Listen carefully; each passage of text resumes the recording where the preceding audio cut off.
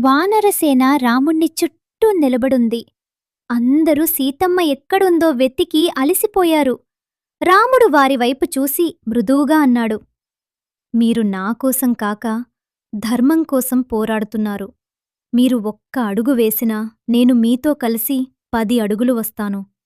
వానరులు ఉత్సాహంగా నిలబడినా వారిలో కొందరు భయంతో ఉన్నారు. అప్పుడు హనుమంతుడు ముందుకు వచ్చి అన్నాడు, ప్రభూ, మేమంతా మీ గురించి మాత్రమే ఆలోచిస్తాం. మీ ధైర్యమే మా శక్తి. రాముడు చిరునవ్వుతో తన విల్లు ఎత్తి చెప్పాడు, ధైర్యం మనలో కాదు, మనం ప్రేమించే వారిలో ఉంటుంది. అప్పుడే గాలి వేగంగా ఊపిరి తీసుకుంటుంది. హనుమంతుడు ఆకాశంలోకి ఎగిరి సీతమ్మ కోసం సముద్రం దాటి లంకవైపు ప్రయాణిస్తాడు.